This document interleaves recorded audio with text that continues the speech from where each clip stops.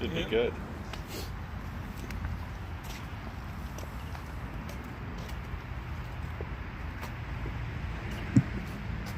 Okay, welcome everybody to the Friday night vigil of the Northern Neck Regional Jail.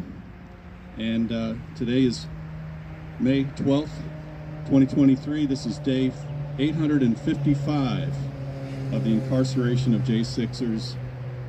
So we're going to kick things off and start with a prayer and pledge of allegiance. And I'm going to turn this over to one of our members here to say the invocation.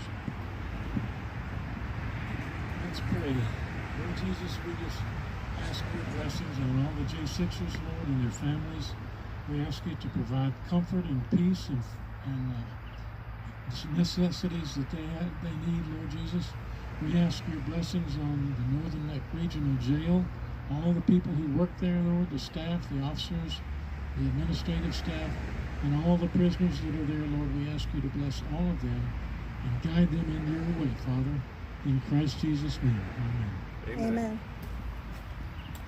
I pledge allegiance to the flag of the United States of America and to the republic for which it stands, one nation, under God, indivisible, with liberty and justice for all. All right. By reading the list of names of folks that we know of who have been through this facility, J6ers. And again, we're here not only in support of them, but in support of the other citizens who are in this facility who have had their rights abused.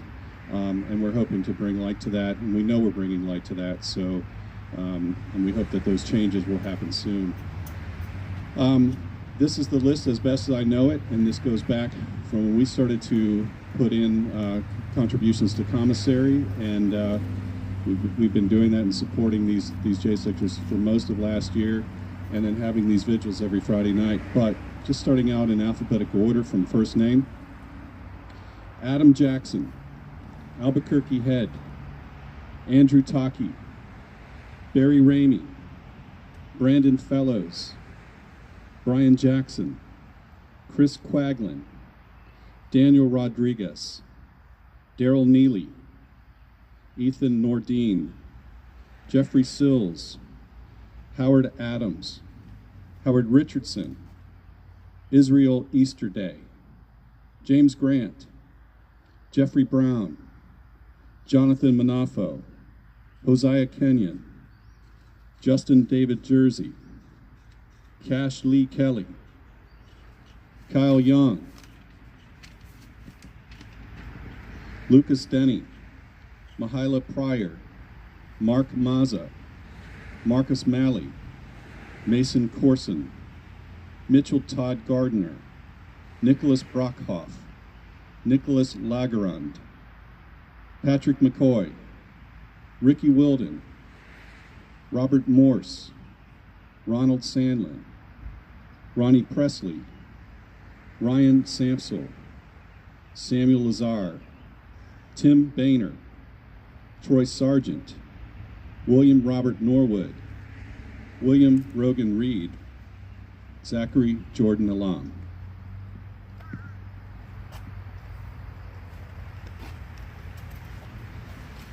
So we've got a decent crowd out here tonight. More people are coming to join us as we speak, and it's about 80 degrees, beautiful, beautiful spring day, and actually kind of humid.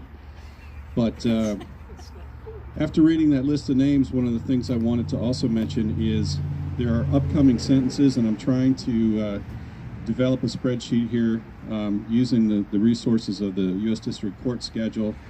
But I think it's important that we remember when these guys are going to court, getting sentenced, and we can recognize that those events, hopefully be there to support them, encourage everybody to come out. I plan to go to DC in May to be at some of these sentencing hearings.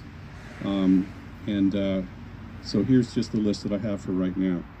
Robert Morse, also known as Lego Man, 5/24, May 24th, 10 a.m., courtroom 2. Robert was originally supposed to be sentenced, I don't know, a few weeks ago, and they keep delaying it. So at current date is 5/24. Stuart Rhodes, Oath Keepers, he's on 5/25 at 9:30 a.m. Nick Brockhoff, he is on 5/25 at 11 a.m. Kelly Meggs is not here at the Northern Neck, but he is certainly one of the well-known J6ers. He's on 5/25 at 1:30. Barry Ramey, June 1st at 10 a.m. Kyle Young, June 7th, 9:30 a.m. Marcus Malley, June 9th, 10 a.m. Howard Adams, June 16th, 10 a.m. Mason Corson, June 16th, 2 p.m. And Daniel Rodriguez, 6/21 at 9:30 a.m. And you've heard from these folks, they're regular callers. Many of these guys are regular callers into this group. Again tonight. There's been a lot of activity that's been going on out here. So last week, was it last week? It was. Last week was the jail board meeting where, as usual, we had patriots show up and speak in front of the jail board in public comment. I read some excerpts of some of the conversations we had with the guys that called in, talking about, and I think that was certainly listened to and got people's attention. And then also following that, we had some of our group put together letters to the editor and letters to boards of supervisors, and I'd like to have one of our members read what she put together and was out in the local papers, if you're ready to do that. You gotta speak right into the mic. Hi. This went out to the Northumberland Echo, the Rappahannock Record, Northumberland, Northern Neck Sentinel, and probably a few other newspapers. This is the one for the Rappahannock Record. Abuse at the regional jail. I'm writing about the Northern Neck Regional Jail. Allegations of prisoner abuse and mistreatment have been brought to the attention of the county representatives who serve on the jail board and the public at Board of Supervisors meetings. Some allegations are complaints of poor quality or inedible food, medical care and approved medications have been withheld or delayed, commissary food is overpriced, which is how the inmates supplement their nutrition. Northern Neck Regional Jail has not provided religious services for over 2 years. Pretrial detainees are housed in pods with convicted felons. Inmates suffer severe rashes, also called the jumping rash or MRSA. Inmates are beaten by guards and staff or denied visitation from family members if they speak to the media. Sewage overflows, persistent mold, and filthy shower modules. Inmates are denied reading materials. Lack of access to exercise facilities and sunshine. We know who care about what occurs at the county. We also know that the jail management has not been forthcoming with the facts. These are matters of public concern, and they may represent violations of the Constitution. Pre-trial detainees are innocent until proven guilty. Though detention may be necessary, the Sixth Amendment precludes punishment. If the Bill of Rights, most of it is intended to just these matters, does not stand for those who are accused, then it does not stand anywhere. Now that county board members have been aware of movements of the Northern Neck Regional Jail management, which is subservient to jail board, and that was written by me, Cheryl Johnson. Awesome, Cheryl. Thank you for sharing that. So not only did Cheryl take the initiative, put that letter into the newspaper and get it out far and wide around the Northern Neck, it's also in the Northern Neck Sentinel, which has a national presence and is online.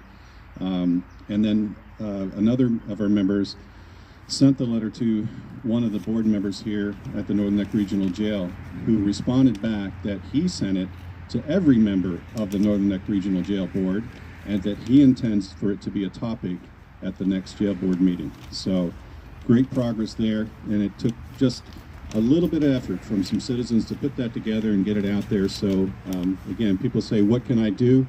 You know, write your letters to the editor, write a letter to your representative, call your representative.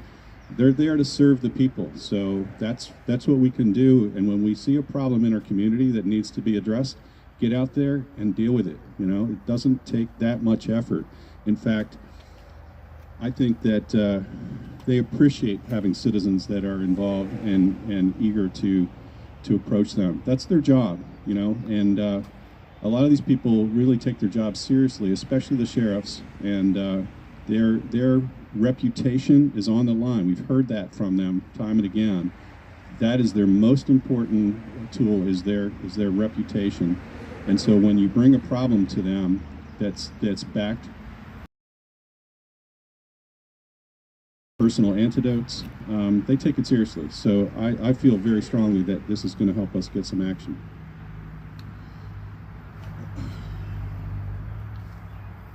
So again, we get our calls usually around 7:30, and I know we've got a few coming in.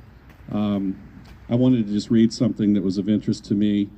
If anybody knows who this journalist is in the White House briefing room, his name is Simon Atiba. He's an African journalist, and he's been getting a lot of pressure from, basically they've ignored him.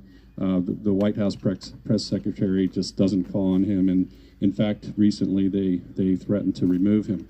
So he wrote this thing, and I thought it was just very interesting. Again, I find it very interesting that people that are foreign to the United States have a better understanding sometimes about the freedoms and the rights that we have here than our own citizens do sometimes. So this is from Simon Atiba. After a 2-week hiatus, I'm returning to the White House briefing room tomorrow as news outlets begin to notice the retaliation against me following new White House rules targeting me. What if I had not become a good journalist, rejecting false narratives that the racists, the demons, and the devils are on one side and the angels and the gods are on the other side? What if I had become a robber, attacking people with a knife or a gun and collecting their money? What if I had become a foreign agent, receiving millions of dollars from a foreign government and pretending to be the best behaved person in Washington while secretly working against the United States? What if I had abandoned the continent where I was born, got a job, and focused only on myself instead of trying to strengthen ties between the U.S. and Africa? What if I had become the journalist who just connives with those in power to oppress the people they are supposed to serve? What if money had become more important to me than leaving where I live better than I found it? What if I had joined a gang or was burning down shops and blaming it all on my circumstances at birth? I did not become any of that.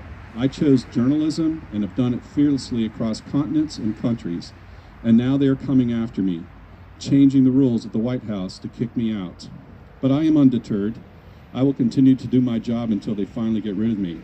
May God help us. May the First Amendment prevail. May freedom not die. Amen.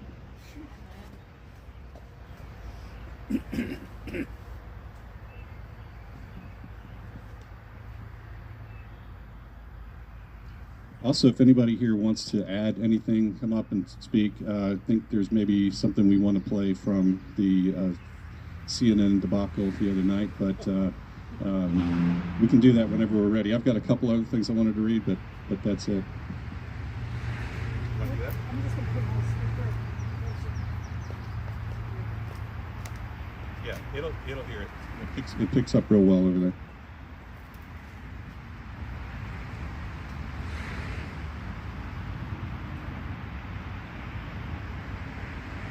6 rioters who were convicted of federal offenses.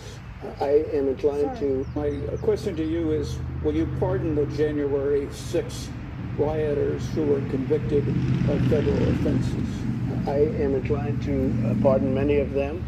I can't say for every single one, because a couple of them probably they got out of control. But, you know, when you look at Antifa, what they've done to Portland, and if you look at Antifa, look at what they've done to Minneapolis and so many other places. Look at what they did to Seattle and BLM.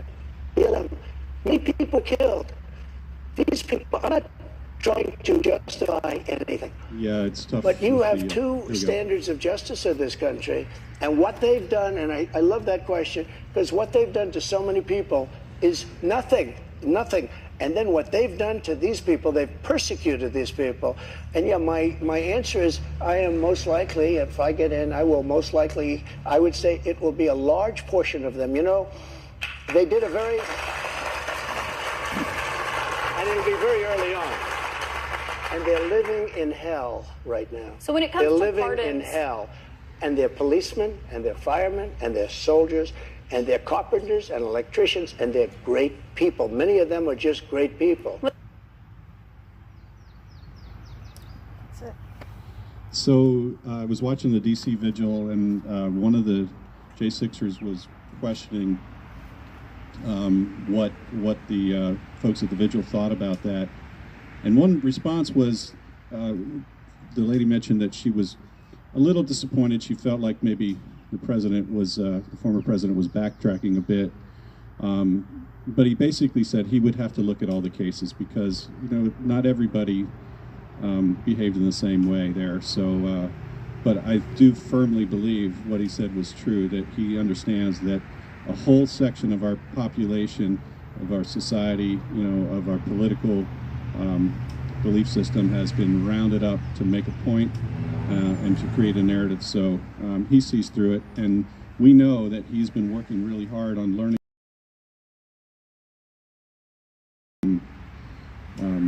A person named of Joanna Miller, who was very high in the Trump organization, and she's been researching. I've spoken to her. John Haynes has spoken to her. She's spoken to many of the J6ers, to their family members. She's gathering all this information together and funneling it back to the president and his advisors. So they're going to be very, very well informed about the lives of these individuals that they've spent for the last 855 days.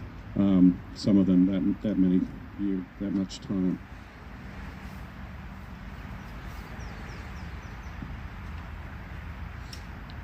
So here's another thing that I sent out to a group of folks. I subscribe to Emerald Robinson, if anybody knows who she is. She is a reporter that I believe she may have been at Fox for a while, I don't know, but Newsmax for sure. And she's gone off on her own, like a lot of journalists have these days. They've started up their own little organization or group where you can actually choose to just subscribe to their Substack or their blog, but you can also sign up and send them $50 a year, and it helps support them, and you get greater content, and you can share the content. So again, this is from Emerald Robinson, and she wrote about Alexander Solzhenitsyn. Now, if anybody knows who Alexander Solzhenitsyn is, he wrote the Gulag Archipelago, and that came out in, I guess it basically came out when the fall of the Soviet Union. But he spent almost 10 years in the forced labor camps in Russia. So, what? 11 years. 11? I was corrected, 11 years, thank you. So at least one of our callers, I know Stuart Rhodes, seems to be very well familiar with Solzhenitsyn. And so I was just going to read some of this. There's several pages, but I highlighted a few things. He came in 1983 because he won the Templeton Prize for his work, and he actually wrote several books, but he came and did a speech in 1983, and the title of this is that he predicted America's current plight in 1983. Over half a century ago, while I was still a child, I recall hearing a number of older people offer the following explanation for the great disasters that had befallen Russia. Men have forgotten God. That's why all this has happened. If I were asked today to formulate as concisely as possible the main cause of the ruinous revolution that swallowed up some 60 million of our people, I could not put it more accurately than to repeat, men have forgotten God. That's why all this has happened.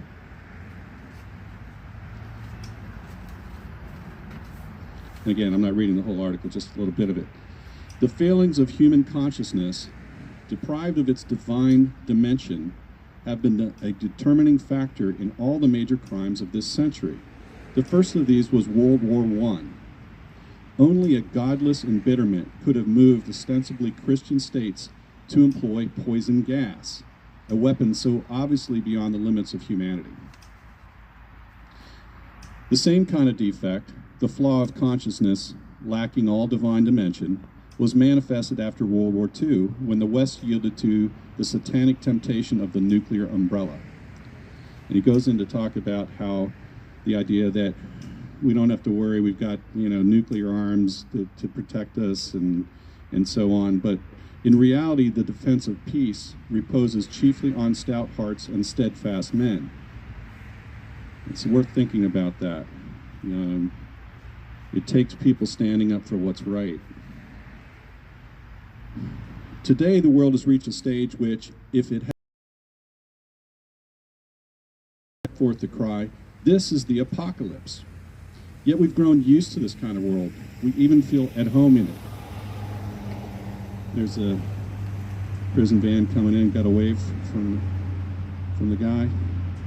Within the philosophical system of Marx and Lenin, and at the heart of their psychology, hatred of God is the principal driving force.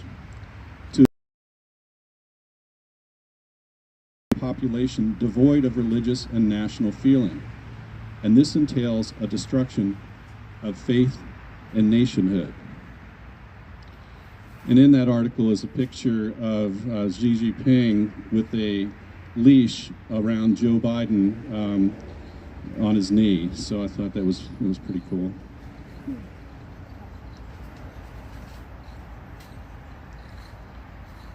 Atheist teachers in the West are bringing up a younger generation in a spirit of hate for their own society. I think we all are seeing that with everything that's going on with CRT, with the sex changes and everything else.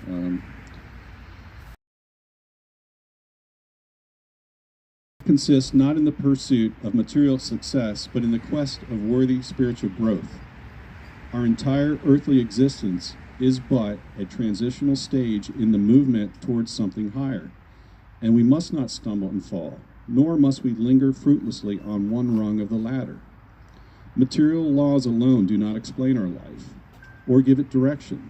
The laws of physics and physiology will never reveal the indisputable manner to which the Creator constantly, day in and day out, participates in the life of each of us, unfailingly granting us the energy of existence. When this assistance leaves us, we die. In the life of our entire planet, the divine spirit moves with no less force. This we must grasp in our dark and terrible hour. Our 5 continents are caught in a whirlwind, but it is during such trials that the highest gifts of the human spirit are manifested. If we perish and lose this world, the fault will be ours alone.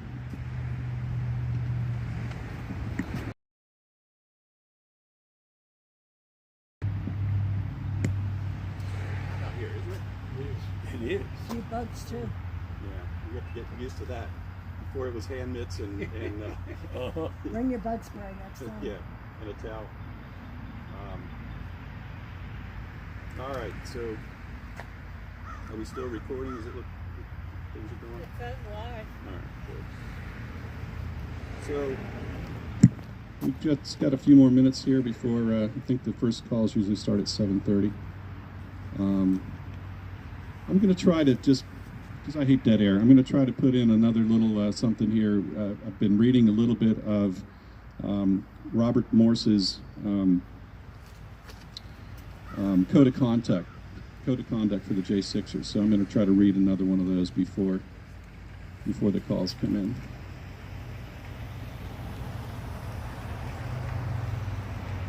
So Robert Morse, also known as a Lego man, he had an unopened Lego kit of the U.S. Capitol that was in his closet when his house was raided, and they claimed that he had that in order to plan some sort of insurrection, an unopened box.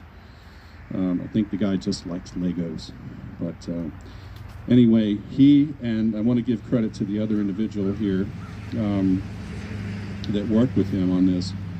It was Lucas Denny. So Robert and Lucas sat down now and did this. Lucas Denny, also known as Rooster. So I don't think we've spoken to Lucas in a long while, but certainly he was here for a bit. And they did this back in June of 2020. They did it earlier than that. They sent it to out to Congressman Rob Whitman and others in June, I believe. So I don't know if they ever got a response, but they sent that out in July of 2022. But anyway, so 16 different points I think I've read so far, up to point 4. So we'll just get a couple more of these in here. And again, he quotes scripture quite a bit, so I'll do my best to. We got some calls coming in, I think.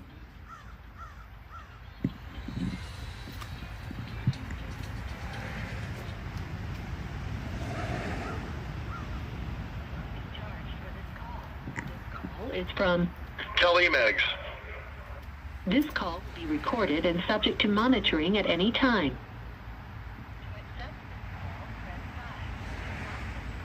You may begin speaking now. Good evening, everyone. How are you? Hey, Kelly, we're great. How are you doing tonight? Oh, not doing too bad. Other than, being in jail and all. Exactly. Kelly, when you've got a trial date coming up, don't you? No, sentencing. I have sentencing in 2 weeks. Not this coming Thursday, but the following. Yep, that's awesome. The last time I called in, and the government put their request in for 20 years. So crazy. Yeah, so I see that. That's the 25th at 1:30. All right, got it. So we're going to try to get up there and get some support for you guys during that. So hopefully you'll see some folks in the. Oh, that'll be awesome. Yeah, my son's going to be there. My sister will be there. I've got some other friends that may come in. Unfortunately, my wife's not going to be able to come in. She has to take care of my daughter's children, so she's not going to be able to make the trip. And so she's going to have her own sentencing down the road. So hopefully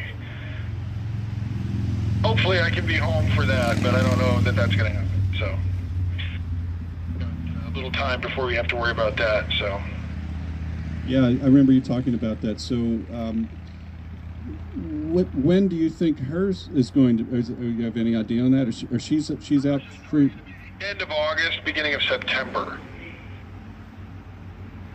Okay, so her trial was 5 months after, 4 months after mine. So they're postponed a little bit beyond us. They're doing this first group of people, of the people that were the Oath Keepers, and they're going to bring in those people that just were like brothers and sisters and wives, those kind of people that were with us that day, so they're going to bring them in a separate group. So okay, gotcha. Well, definitely we'll want to keep on track of that too, so we want to support you guys however we can.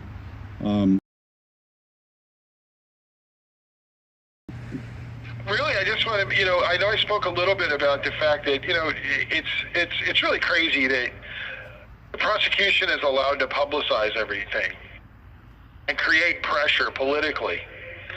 And it just goes to prove that this is all politics. They don't want to think it is, but it certainly is. And I've got a couple examples of it. Number one, this will be the last time you guys hear from me here, but I will call you guys from the D.C. jail. I don't know if you've got anybody in the D.C. jail that's been calling in. But potentially, I'm fairly certain just on deductive reasoning that we're going back to D.C. Monday. They made 8 of us pack out and get, 6 of us, I'm sorry, 6 January 6ers and 2 people from other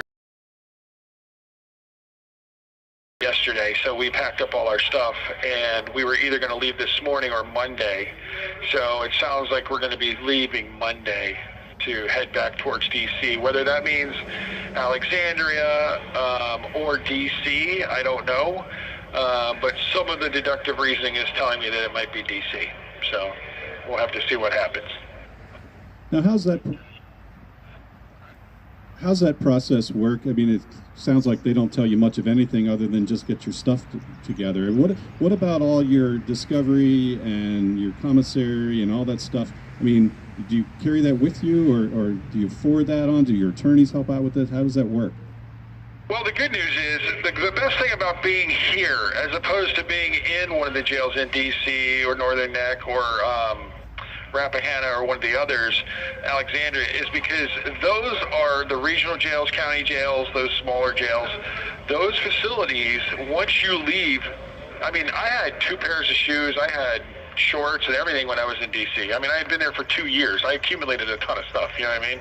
And it all goes in the garbage. You cannot bring anything with you. It just, we don't throw it in the garbage. We give it to everybody else. Everybody else, we put it out on the table. Everybody just grabs what they need, and that's just the way we kind of do it.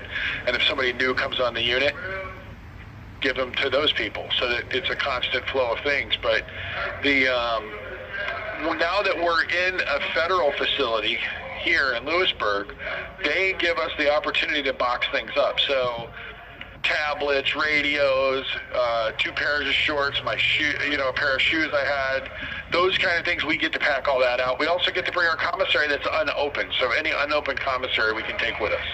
So it's a big difference. And so I would say that's one of the biggest advantages for being in a BOP facility, is that then when we get to where we're going, like let's say I sit in D.C. and then they send me back to Florida somewhere, this facility mails it to Florida to me, and I have my stuff there. So it'll probably take 3 to 4 weeks to get it, I'm sure, but that's typically the turnaround time, they say. So that's a good thing. That is a good thing. I don't know if you have any medical issues, but that's the other thing. Medications seem to be a problem for a lot of guys when they don't seem to follow them or become available to them when they get moved. Yeah, I had a minor heart attack in 2019. And one of the things that they said was contributing to that was psoriasis. I was unaware. I had small patches on the outside of my skin, but I was unaware that it also had inflammation on the inside of your body. So I have psoriasis injections I take every 2 months. And since I've been here, I have not gotten one. So it's not really their fault. I am due now. So I'm kind of at the point where I'm supposed to be getting it. But now I'm going to be shipped back to D.C., and I'm sure I'm going to have to wait a week or 2 before I get it there. So as far as that goes, other than that... This call is from a federal prison. Blood pressure medication, allergy medicine, things like that, they're pretty quick with that. You get that stuff typically the next day when you move. That's not something that takes a long time. But any kind of, higher end type of medication that you have to take that's not kind of common, yeah, it can take a while to get it set up and done. But so far I haven't had that big of a problem. Like I said, I just became due for it, and they're like, yeah, okay, we'll get it ordered and everything, and now I'm leaving, so I'm not even going to be here for it. So a little bit of a difference. So I do like the fact that I hope I end up back in DC.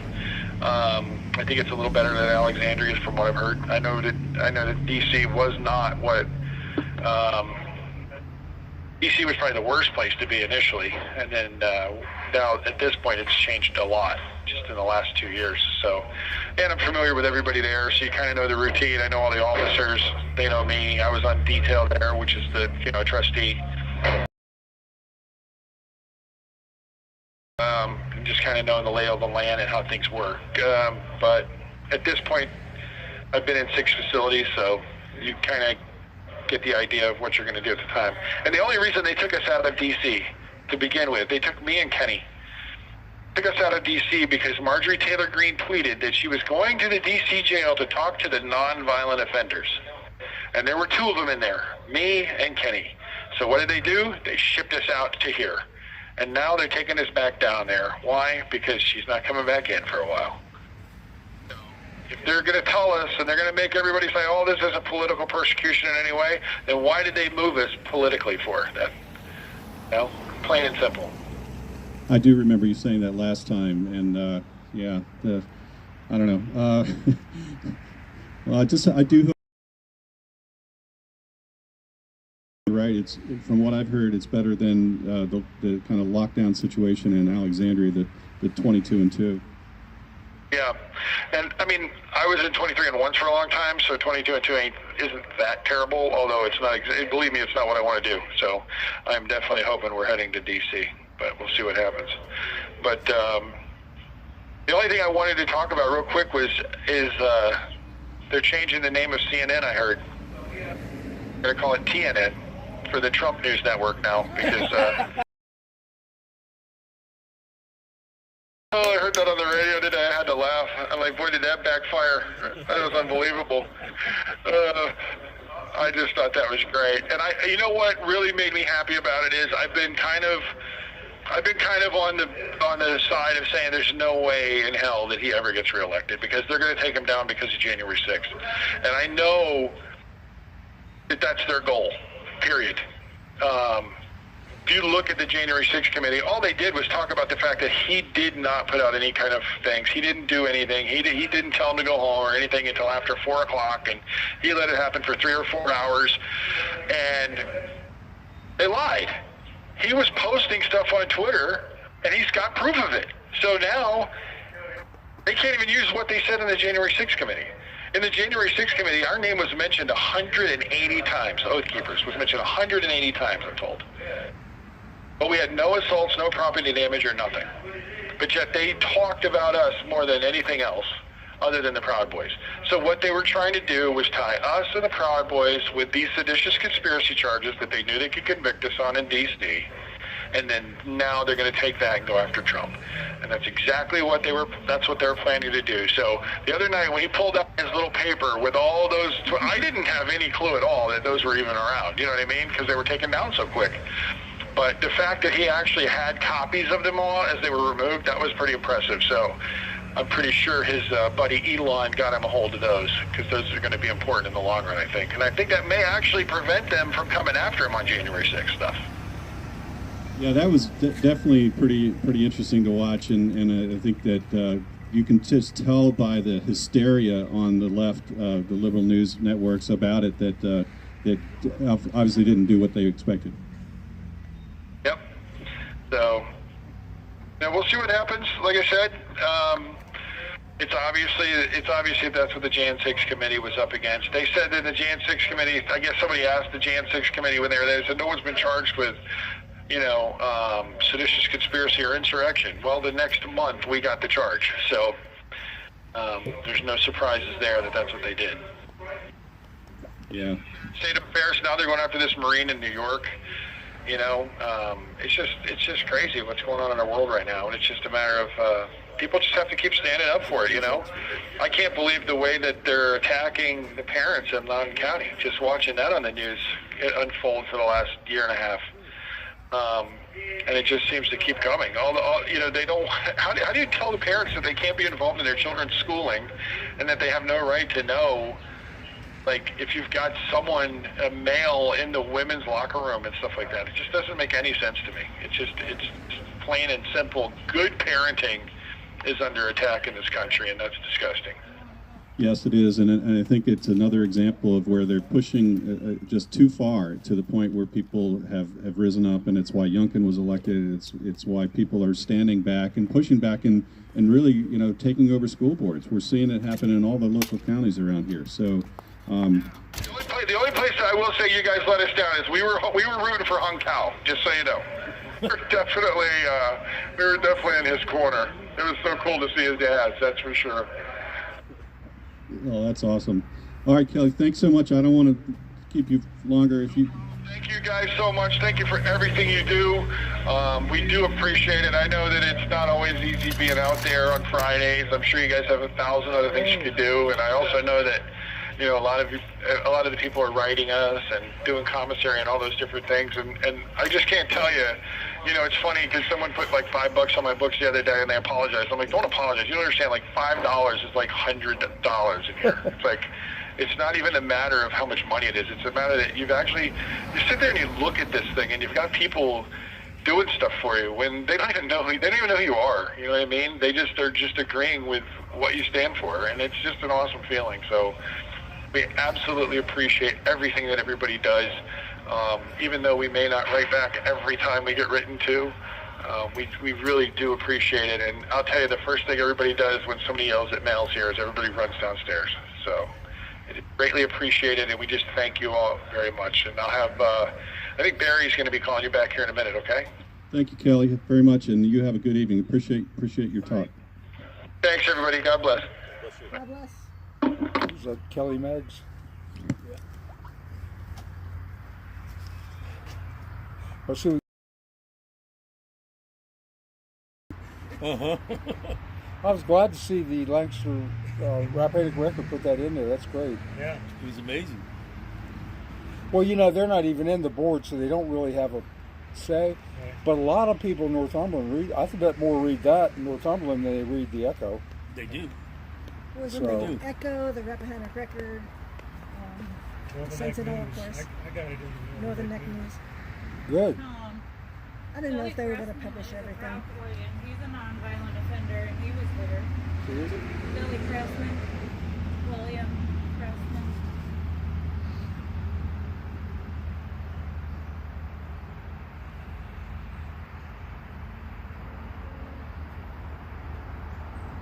Where's he now?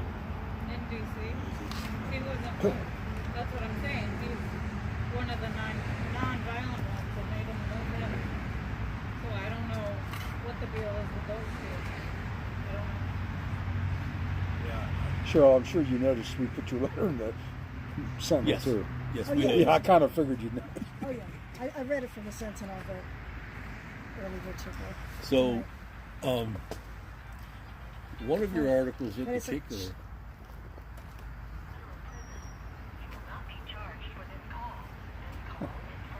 If it's Barry, you're going to need about 10 or 15 minutes to hold the thought. Subject to monitoring at any time. He should have been To a accept DJ. this call, press 5. Yeah. You may begin speaking now. Hey, Northern Neck Patriots, how you doing today? Northern Neck Patriots doing great, Barry. How are you? We've got a nice crowd out here tonight. Doing the best that we can with the situation we're given, that's for sure. Well, awesome. We just got done talking to Kelly, and expect to be talking to a few more here. So, thanks for your help in arranging all that too. Really appreciate that. Oh, not a problem. You guys deserve it. We're very grateful for all the hard standing you've done over this amount of time. So yeah, I mean, I basically, other than going to preach to you guys at the end of buying Miranda Devine's book, Laptop from Hell, I don't really have an agenda today. So if you guys want to ask any questions about Northern Neck, what the experience was like, or anything you want to talk about, shoot. Well, let me just tell you, we've been pushing here back on the jail board and then to our county boards, and we've been talking about the medical treatment. So we had plenty of that stuff last time. A couple of our patriots have put the initiative together to get letters to the editor in all of the local papers, including the Sentinel, and then further to write directly to the jail board members. One of the board members here who received that letter then sent it to all the other jail board members and said, thank you for your attention to this matter. We plan to put this on the topic for discussion at the next jail board meeting. So I think that this idea of just rubber stamping and glossing over things is coming to an end. So thank you guys for all your information and helping us to get there. Oh, no problem. I believe John Haynes has them all, and if not, for whatever reason, my fiance can fax over, the relentless amount of medical requests and the responses I got for my time there. We saved every single one of them. So I can always have that to you guys for more ammunition for what you're trying to accomplish. Yeah. I think I've got most of them. John's saying he's got most of them, and so I can work with him, and then I can also reach out to your fiance if we need some other help. But Yeah, that's what we need next is we bring these allegations forth and get their attention. So now the backup of having that mound of documentation, something when it takes 15 request forms just to get some basic medication, that's ridiculous. And that's not even, it sounds like an exaggeration, and the sad part about it is it's not. And I can actually show you and show them what it took. Like when I first got there, I have a deteriorating herniated L4 vertebrae, and ibuprofen is the only thing that helps. I could take 1 million painkillers, which I won't, I don't do, but one ibuprofen will have me okay. And, the response back from medical department is purchase it off commissary. Well, you can only get commissary once a week. So they're basically telling you suffer. It's ibuprofen we're talking about. We're not talking about, Percocet or something egregious like that. It's freaking ibuprofen. And they want you to wait a week. They won't just give it to you off the med cart, which they have. They have it. Yeah, that's it just seems like that's a common theme, which is just ignore, and so anyway, yeah. I'm just going to ask the crowd here if anybody else wants to ask you a question or say anything. John, you have anything? Yeah, just in his opinion, who are the most abusive COs? Anybody in particular? All right, so a question from John Haynes. Who were the most abusive COs in your opinion? This call is from a federal prison. From what I can give firsthand count experience, I believe Lieutenant Taylor stepped down. If I'm not mistaken, he was probably the worst. There's Officer Kent. He loves to incite things, and he's notorious for putting people in cuffs and wailing on them. There's Yearby. Yearby's he just goes around looking for problems and looking to hurt. There's another one there that's pretty bad. I forget his name though. But Yearby, Kent, and hopefully Taylor stepped down were the worst of the worst. I think Taylor's gone completely from the facility, but I'm not sure exactly whether he stepped down or was let go. Yearby was fired from the sheriff's department. Yeah, and John's reminding us that Yearby used to work for sheriff's department. Something. Yeah, I did hear that from John. There's Officer Kent. I'm not aware of his first name, but he's another one. We had a situation where they did a shakedown one day, and they found I don't recall what it is they found, but they didn't have it. They couldn't prove whose it was. So they pinned it on Ethan Nordine, and they waited till about 5 o'clock in the morning. Came in and grabbed Ethan Nordine. They put handcuffs on him, and Ethan had just woken up at 5 a.m. They brought in about 16 guards, no exaggeration, and Ethan was complying. He was in his ear. Again, this was 5 o'clock in the morning, and Officer Kent was just like, he snatched his jumpsuit out of his hand and said, getting in his face and pushing him around to hurry up, and then when they put the cuffs on him, they like squeezed him to the brink of they couldn't even click anymore. And this is indicative to how he behaves all the time. He's very, very aggressive. He's not a very big guy, but I don't know if it's a Napoleon thing got going on, but whenever he has to administer some kind of discipline, in which Ethan's case he didn't. Ethan didn't do anything wrong. He's just very, very aggressive. I have seen him take someone down to the floor. Now, this person was a little bit on the resisting combative side. I just will be clear about that.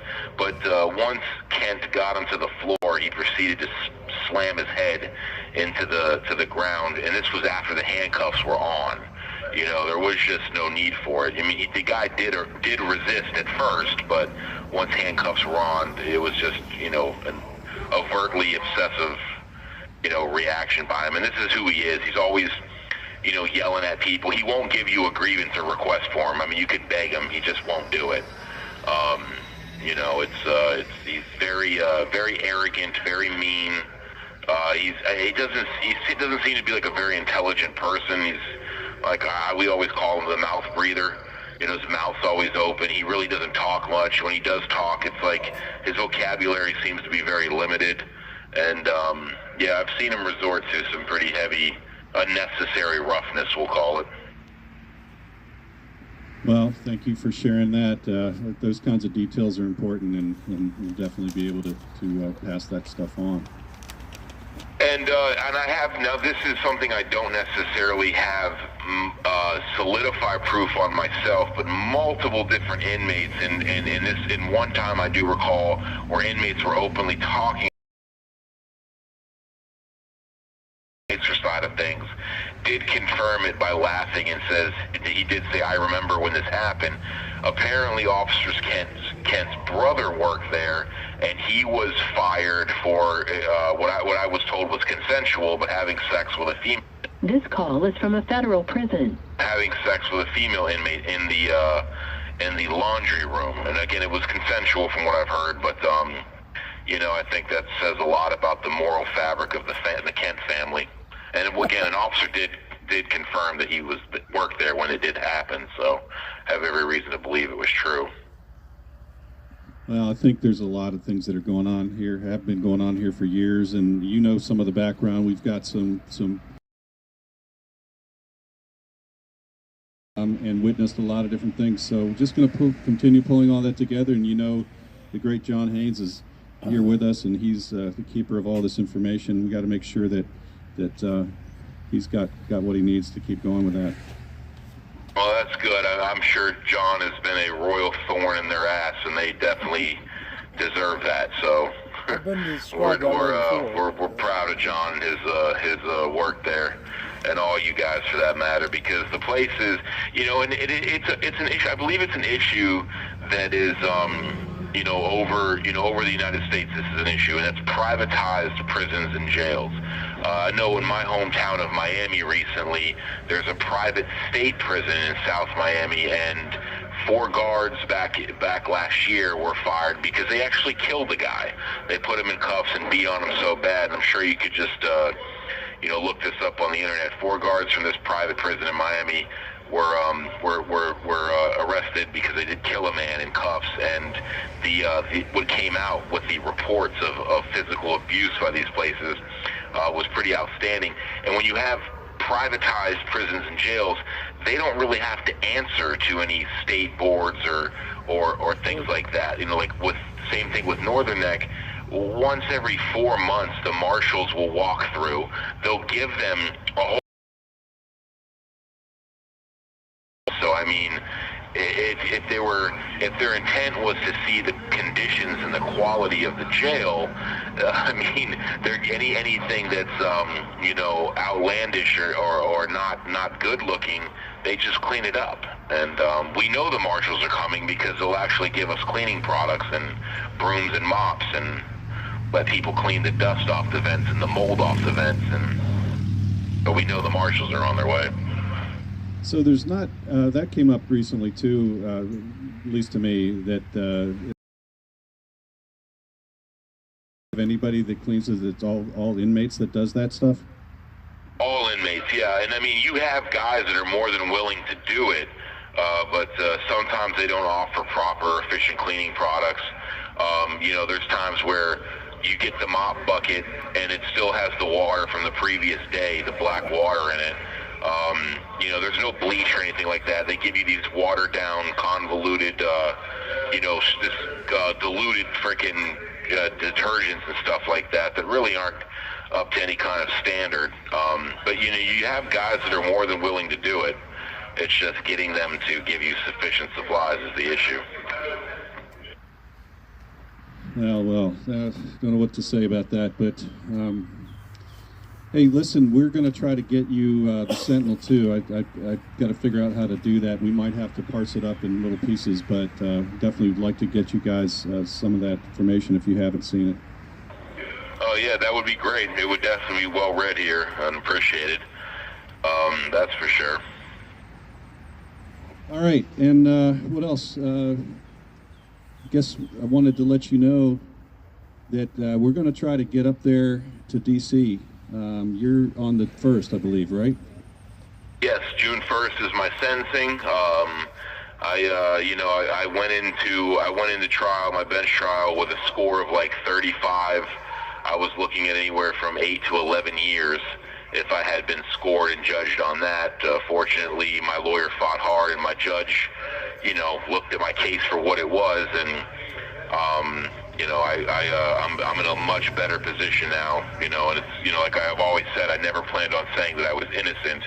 It's just that they charged me with extreme charges, that are very serious charges that I was not guilty of. And I think a lot of people are in this position, not just me, obviously, but the U.S. government is not very fair to us, especially after 2020. We watched our cities burn to the ground, and federal buildings burn to the ground, and cop cars lit ablaze, 700 police officers injured, to pretty much little to no criminal charges pursued, especially by the FBI, so it's sad, but it is what it is,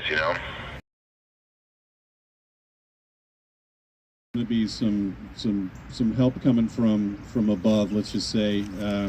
Just stay strong through all this, because I don't think you're going to see this play out to the very end like they want. They just want to make an example of you guys and then tuck you away somewhere and forget about it. But we're not going to let that happen. Promise you that. Well, I appreciate that. We all do. I hope people are paying close attention.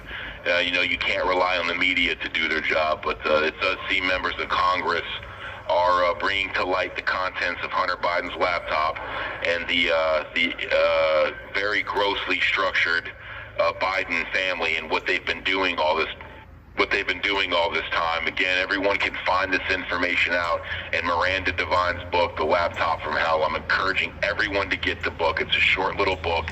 Read it. Arm yourself with the education and knowledge so you can have conversations, because the American public needs to see what the Biden family has been doing for a long time. And it's not conspiracy theory. It's all coming to light.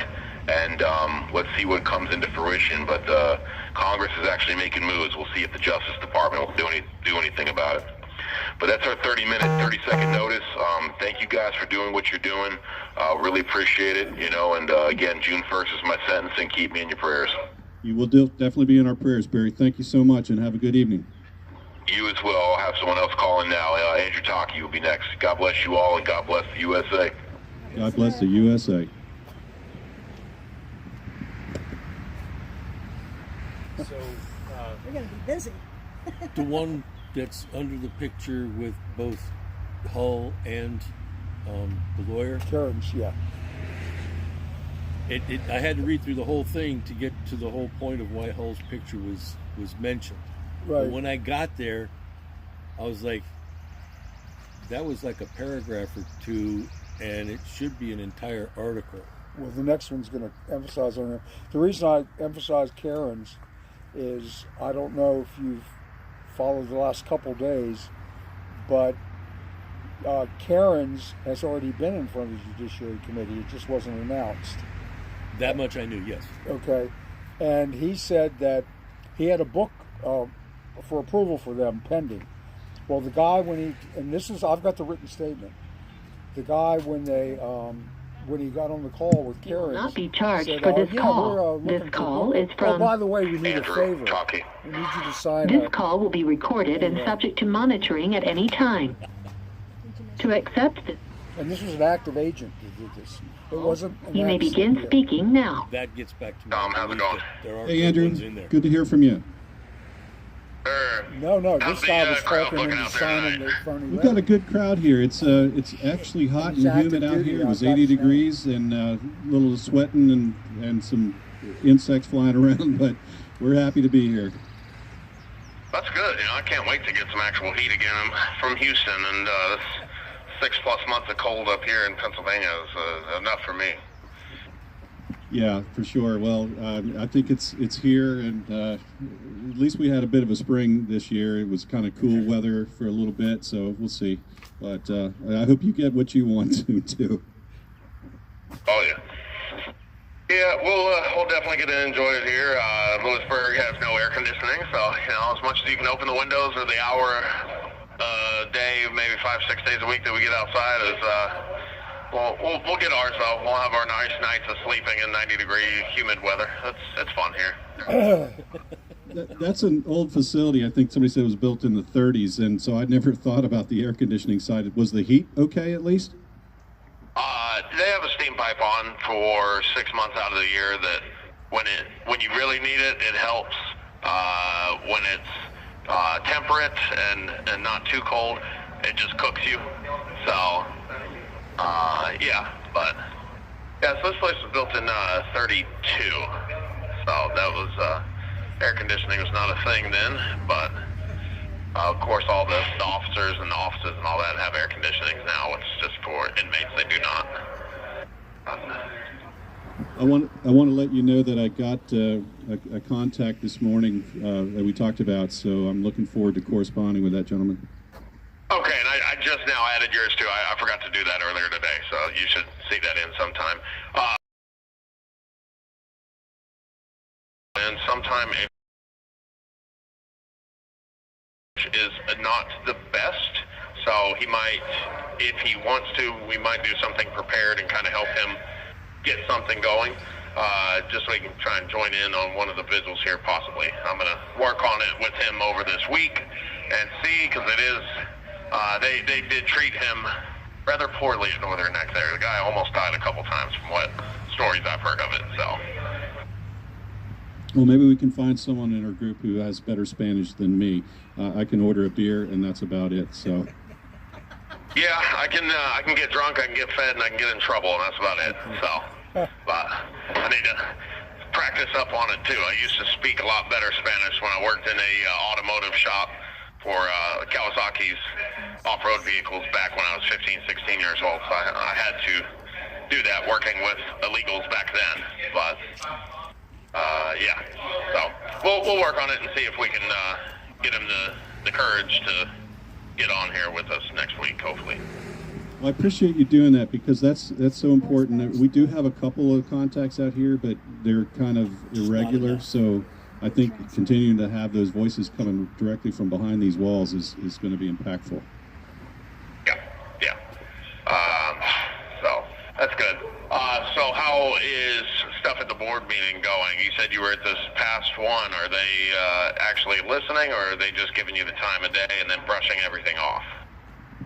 Well, the way they format that, public comment is one of the first things that happens during the meeting, and then so a lot of people can get up and do stand up and talk and point things out, and it seems to hold people's attention. But as soon as public comments close, they get back to their normal routine, and then the superintendent goes into his long, I call it a TED Talk, where he just, he just talks over and over again about how great they are, and he's been continually rolling out little, I don't know if you can still hear me or not, Andrew. Yeah, it cuts off whenever it says that pre-recording thing there. Okay, we're good then. But yeah, he's just touting his great success of 28 years here, and so it's laughable, frankly. Well, I'm sure his bank account shows some success, or the other investors and judges and all that show success. But let's look at the lives that it's affected.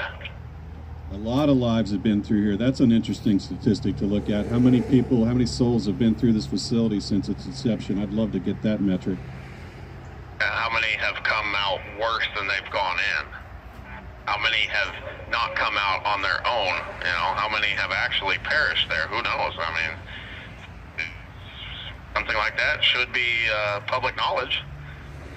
If you're taking federal dollars, taking state dollars to house inmates, so you should have a ticker on a website showing how many people have come through, how much money they've profited, and how many people have died from their profiting.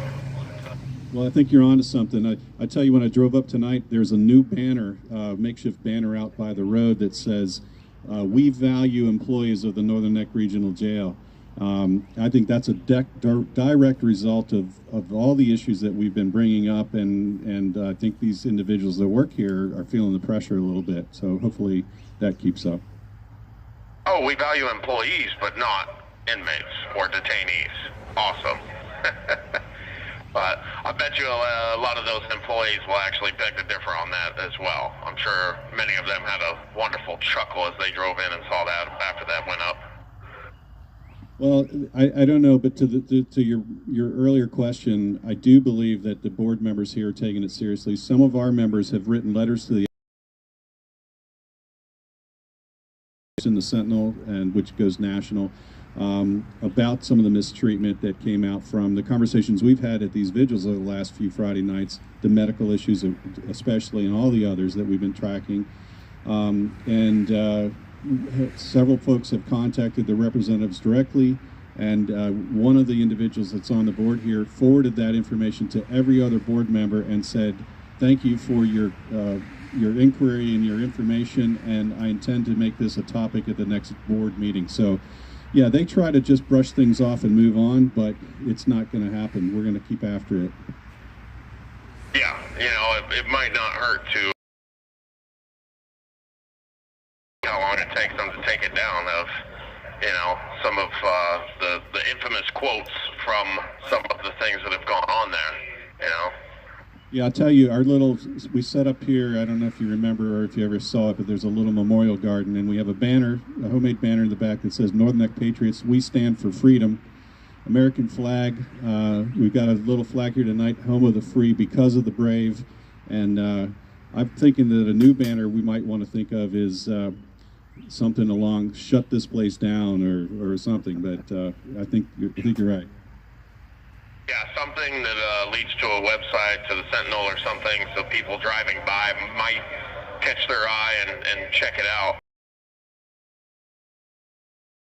Land of the unfree because of the depraved. Yeah, we just had land of the unfree because of the depraved, but these folks are depraved, I think. Read the Sentinel. Then you'll really be depraved. Yeah, so, well, so just update on my stuff, still not getting the medical care, still fighting. My attorney said they finally found a doctor that is going to sign on my side of things, which this is something I've been pushing for 18 plus months now, and then pushing real hard over the last 4 months as we've been going through this particular round of motions in the court over this stuff.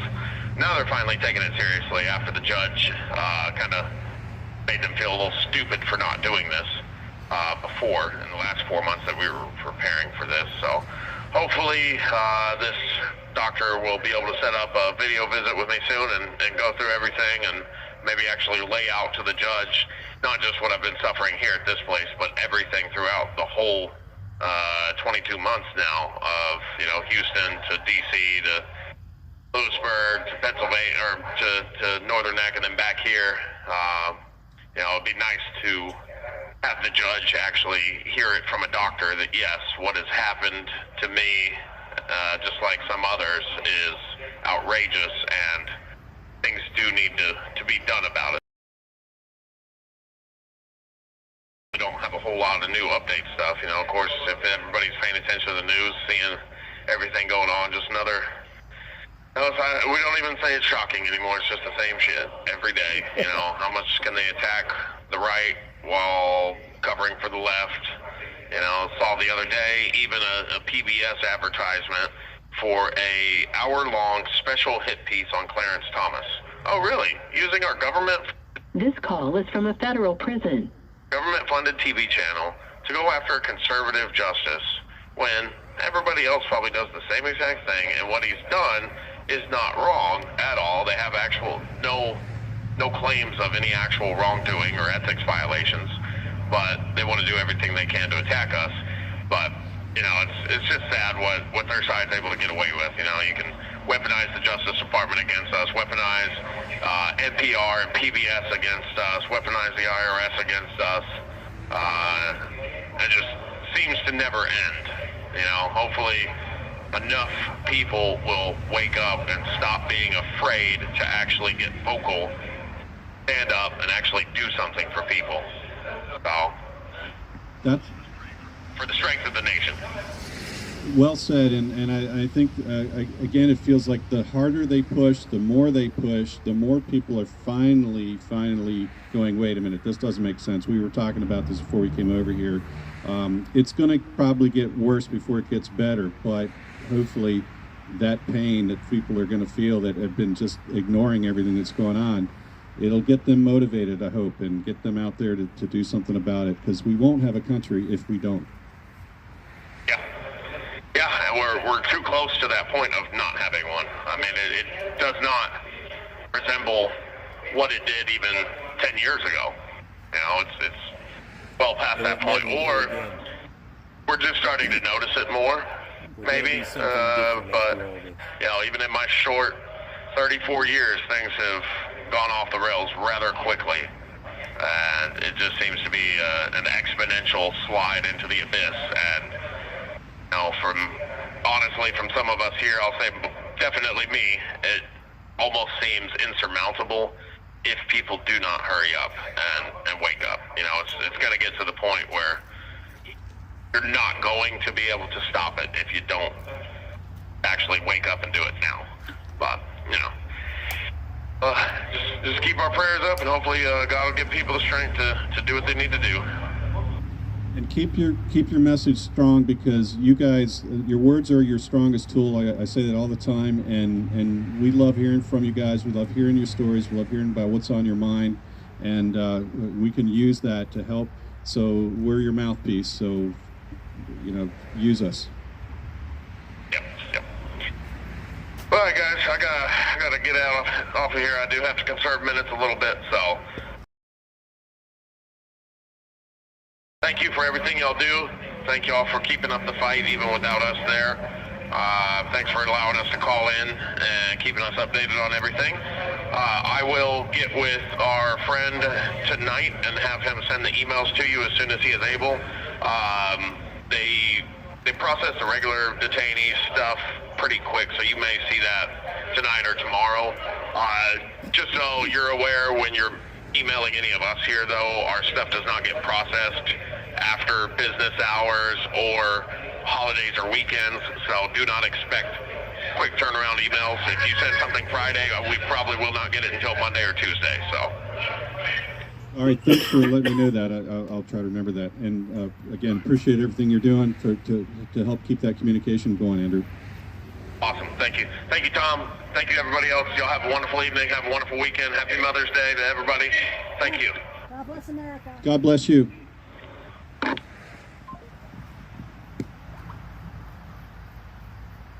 This week, all those emails have been a day late. They assume they're coming through. Like, I got one today. They assumed it would come through yesterday, and it didn't come. And then some days they come through at 6, 12, and 5. I make up my mind.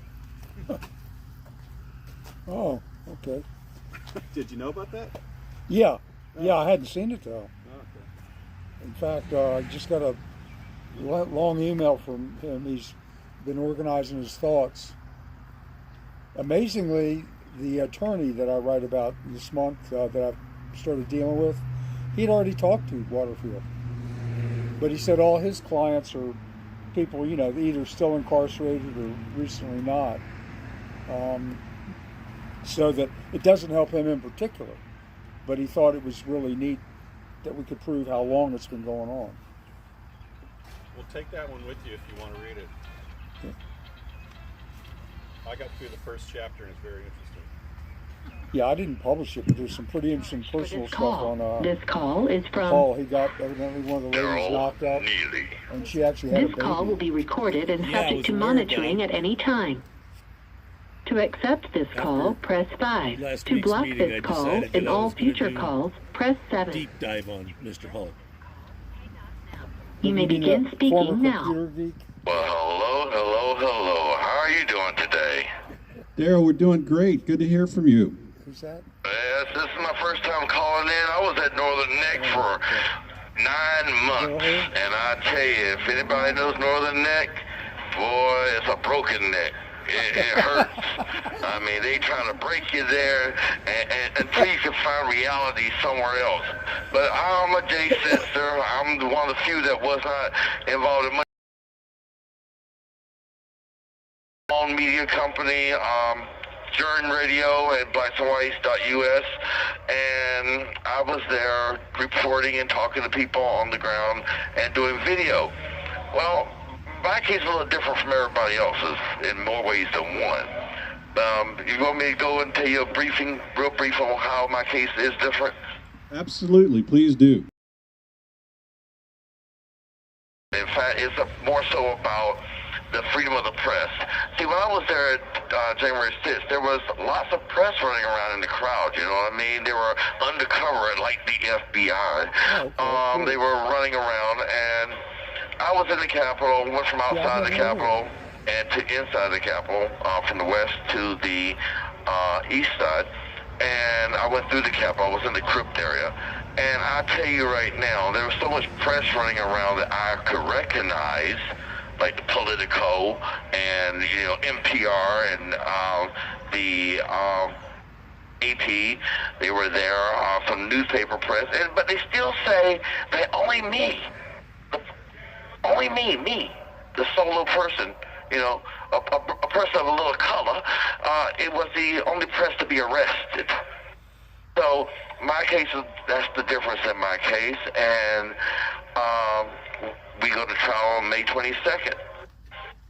On another note, I was going to tell you all about my experience at NNRJ.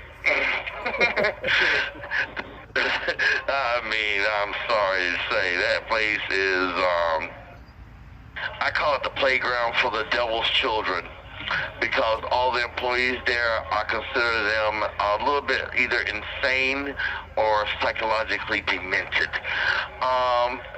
It's almost like they got a kick out of torturing and telling people what to do, trying to be someone's parent that's over the age of 21. For me, I'm 52.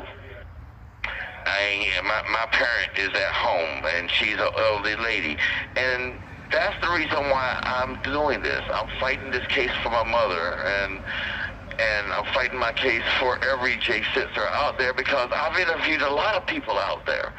But back to NNRJ, I'm sorry, I keep thinking about J-Sits as being at January 6th, and sometimes I want to say how horrible it was being there, and sometimes I want to say how righteous we were to be there. In more ways than one, I can say it was horrible that we were there, because we were put into a situation by multiple people and multiple operations at that time that were created. It wasn't Donald Trump that said, go be there. It was us needing to fight for our country, needing for us to stand for what is right about this country. It wasn't Donald Trump that said, gave us the order to go to the Capitol. No, we went there to protest, to speak our quote-unquote First Amendment right. And I see that in each and every one of these guys here, from the Oath Keepers to the Proud Boys. I see how much they love this country, and they're determined to want to fight for this country. But why is our country turning their back on us? This call is from a federal prison. Why is it that mainstream media won't talk about the January 6ers? Yeah, well, they won't talk about it in the real sense of what really happened. They talk about it in their narrative that they're trying to make. So I'm following you closely. That we're living in and being here in Lewisburg is a lot different than Northern Neck. I mean, the building's old. Let's just say it straight out. And we're in conditions where it's federal, so we're a lot better than at Northern Neck. No open air pods where anybody could cough and transmit virus or bacterial infections or anything of that nature to you. But we're amongst each other here, and that's a good thing. And you know, it's not a bad environment here. But at Northern Neck, the environment was bad. The medical treatments and assistance that we deserved and were denied to us, or here's a big one, or they decided, no, we want to take it away from you because, you know, we want to spoon feed you the pills in a cup. They want to crush it up for you. I'm sorry, I'm not nobody's child. I know how to take a pill, you know.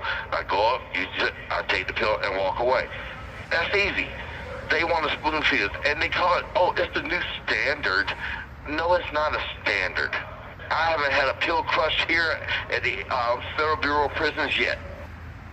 So, Daryl, how long were you here at Northern Neck? When did you arrive and leave it roughly? I arrived at Northern of 2020. This is 23, right? Yeah, 2020. 20, sorry, it was August 2022. Yeah, there you go. See? Yeah, I'm sure it blends together. So so you were here, and you were one of the ones that got out around the Christmas time then? No, I got out May 6th, which is my mother, Doris Neely. Give her my mom some dap. She's good woman. She went through her federal time too, and she beat the federal government. So I gotta say thank you to my mom. But it was on my mom's birthday, March 6th, 2023. I arrived here at Lewisburg. Okay, gotcha, thanks. Yeah, well, I agree. From the stories we're hearing, North and the way they try to beat you down. They don't beat you down. They try to entice you with, yes, you're going to be in an open pod, and then you find out in the open pod you're with people that have, quote unquote, how should we say, a higher degree of, they're above medium inmates. More so, that's what I've discovered when I was there, that some of the people in the J-Pod where we originally started out at were people that some of them had just come from other, they just downgraded themselves to come to J-Pod because they wanted better commissary and they want more freedom. But J-Pod was not even freedom or better commissary. A lot of people that are here came from J-Pod, and 2 people that I know of here have major felony convictions. Right. Yeah, I mean, there's some real ruffians up in there, and they stuck us January 6th in there, but we were fighting for our country and the rights of citizens around us, and those that we don't know. We're fighting for them. That's what they were doing. That's what we were doing. That's what I was reporting. I was reporting what I saw. They were doing what they had to do to make that statement. What's the difference between the James Sisters and the Tea Partiers? So Daryl, you mentioned all the other reporters that were inside there with you. How'd they get in? Did they get in the same way you got in? I guess so. I walked through the western door. The girl with the strawberry beret, strawberry beret hat, the horn girl they call her, she just got sentenced. She got 4 misdemeanors, and I got felonies. And I didn't do anything but be a reporter and tell the truth. I know I've seen you on the videos, and so I appreciate talking to you and hearing your voice and hearing your story, because I want to learn more about it. But listen, we're out here for you guys to keep your message alive, for everybody to spread the word. And I definitely want you to repeat your website from your business and so on, so you can get that out again. I want to check that out. So tell us again. Okay, well, the website for Jordan Radio is GERNTalkradio.com, and for the other business I own, blacksinwhite.us,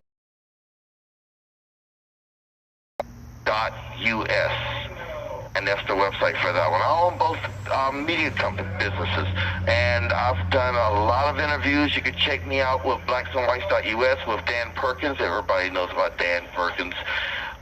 He's done more than 200 TV interviews and thousands of radio interviews. He's an old schooler. He was with 420 Radio Network. This call is from a federal prison. Oh, I recently purchased that like 2 weeks before I went to January 6th. I also am a 9-time published author, and I write fantasy and I write sci-fi books. and I did one poetry book. And at current, I'm writing a book about January 6th, my view of it from a people point of view. I'm not going to be like the rest of them that's going to be spreading mishap and gossip. I'm going to tell the truth. And that's the rarest thing that you're going to find out in this world is someone that wants to tell the truth. That's not being, how can we say, portrayed and admonished by corporate media. The key word is corporate media. They own everything. Why do you think you're going to get the news that you get? Why you have to listen to shows like this is to get the truth, because no other place is going to give it to you. They block us in every sense of the word when it comes to getting true knowledge of true information and true facts. So listen to this. Listen to my man Jeffrey's here. Please listen to him. Keep listening. Don't stop listening to him, because it's the only way you're going to learn the real happenings out there. And we're going to tell you the truth about our experience and what we feel and how we think as January 6ers. These people, do not deny yourself or your friends or your friends' friends. Keep spreading the word of the knowledge, please. I could. On that. Well, you did great. I couldn't say it any better. That's what it's all about, getting the word out there. And your words are your strongest tool, my friends. So it sounds like you know how to use them. I appreciate it. Well, I've been a host for 12 years. I started out at late night, and I ended up buying his network out, and I started my own. So, I mean, I've been doing it since 2014. I'm not new to the game, and I learned there's only one way in life to keep your head straight. There's only one way to do it. Tell the truth. Don't listen. The only thing you have in this world is the amount of truth that you can speak, because the world is going to hate you. And I don't care what covert or overt operation there is out there in this world. Don't let them control you. Don't let corporate media manipulate you. Don't let corporate industrial complex manipulate you. Don't let them, people, because I'm going to tell you, that's their goal. That's the aim. Why do you think the media is pointing at the border right now so much? Because there's something else going on underneath it. They're hiding something. Look, why do you think Biden let everybody saw it in the White House, even to the Congress. They knew the border wasn't going to be an issue. But why you got that issue? Because there's something else we got on the cover up over here, okay? Everything is a cover up upon something else. But like I say to people every day, don't let the media that you think is in front of you fool you. You got a great host. I've heard of you before. I know you're a great host. I would love to have you on my network. When I get out, we're going to talk anyway. But I'm going to be honest with you. There are great hosts out there that are truth seekers and truth speakers. And I'm going to tell you, you are a truth speaker and you're a truth seeker. And I come up from the school that had, Jim Mars in it, and Jordan Maxwell, that was my friend. He passed away. I mean, I come up with the school with Robert Morningstar and Brad Olson, and these are my friends. But I want you to know that I represent media, and I represent media to the fullest when I say freedom of the press, and I love you, and I love your show.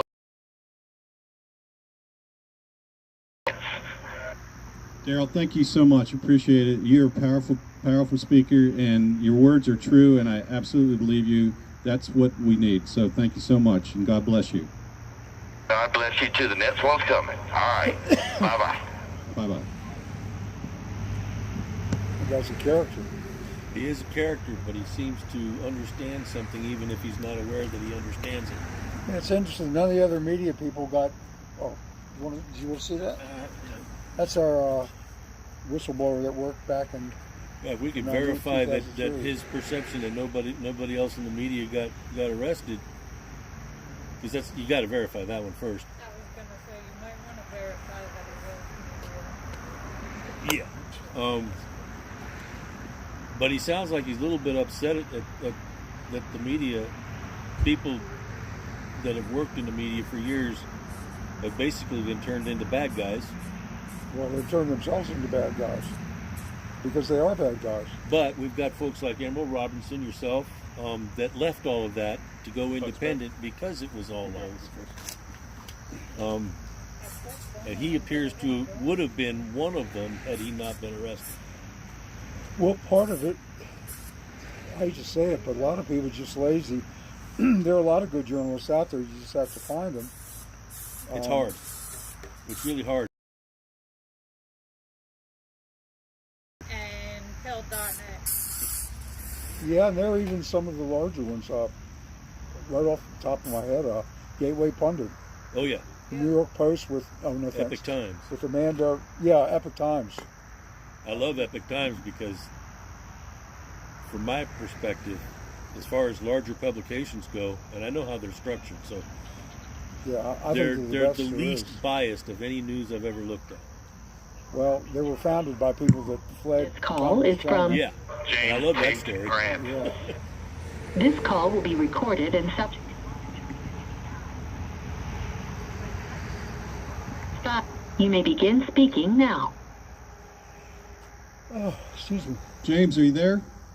Yeah, hey Tom, what's going on? Hey, we're just enjoying a good early summery night out here. It's mosquitoes and it's kind of warm and muggy, but it's beautiful. We got a nice crowd here tonight. Oh, I'm glad to hear it. Thank you guys for showing up. If Heather Young's listening, I got some bad news. We did not do so well at soccer today. We lost 8-7. We were on a real good win streak.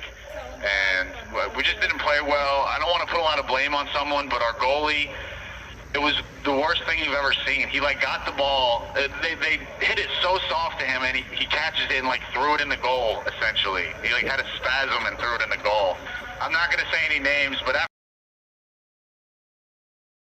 and we really spent most of the day arguing about that. And yeah, the next hour and a half was us saying whose fault it was. But but it was great. You didn't have any instant replay, I guess, right? No, there was an argument too because the ball went through it did go in, but it looked like it didn't, and we were about to. It almost kicked off over. It was an intense game today, but we'd won 3 in a row, but it was disappointing. I didn't get in the action as much as I wanted, but yeah. Trying to get people to go out again in a couple of days, but yeah, it's so nice to be able to go outside. It's getting hot here and there's no AC, but here in Lewisburg, but yeah, it's really nice to be able to get outside. I mean, in Northern Neck, you went 6 months, and then maybe you'll get outside once, but you go basically, as long as you're there, that's. Grimer was talking about the Russian prison, and she's like, oh, we only get outside for an hour a day, and we're there in Northern Neck. Oh, man, that's horrible. Well, it must be nice. Yeah, well, and I've seen your the Northern Neck's outdoor facility, and it's not much to look at. Mostly concrete and walls and concertina. Oh my God. Yeah, no, it's pretty depressing. Like that little, yeah. Well, security place or something. I don't know. Yeah, I guess. Well, there's a mix of people here. We know that, right? So. Yeah. I mean, I'm in a federal penitentiary, and they let us outside. I mean, there's a wall, but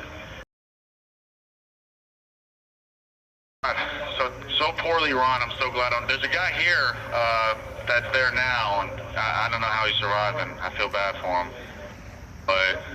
I think I heard from Barry that there's no more J6ers going to any Virginia prison. Not that I don't love the Commonwealth, but my experience with it wasn't the best. But I think I heard that no J6ers are going to any Virginia prisons. I think they got everyone out of Alexandria, so I don't know. But that's great news to hear. I just heard that the 5 Proud Boys are in Alexandria. Okay, they're still there? Are they the last ones, to your knowledge, Tom? That's what I'm being told right now, yes. Okay, that's good. Yeah, we're hearing they may be moving here at some point, or we're just speculating, we're not hearing, but Yeah. But, you know, let's talk about Trump real quick. I thought he was amazing on CNN. Yeah, he's your president. Good. We played a little bit of that clip earlier here, and it was pretty hilarious. Yeah, I didn't get to see it all the way through, but I saw a lot of the clips. CNN. What were you doing? I don't know, probably, who knows? But I didn't get to see that. So, but I will find it. Yeah, oh my gosh, yeah, if that's on YouTube, go watch the entire thing, because it's like, oh my gosh, he's in the lion's den, but, I mean, there was definitely some Republicans there, but the crowd was supporting him so much. He got standing ovation, and I don't know the woman's name who was, I guess the word technically that has to be used as moderating the debate, but she was just openly attacking him basically the whole time. She was hostile, and she's saying, she's always trying to get a little word in edgewise, like, well, actually, that's not true, Mr. President, like, but he handled it so well. And you know, very biased. I mean, he did so well. He had her like trying to. Oh my God, he's such a pro. And I think he's a lot more palatable than maybe in 2016 to a lot of people. I mean, I thought he was hilarious. I've always thought he was funny.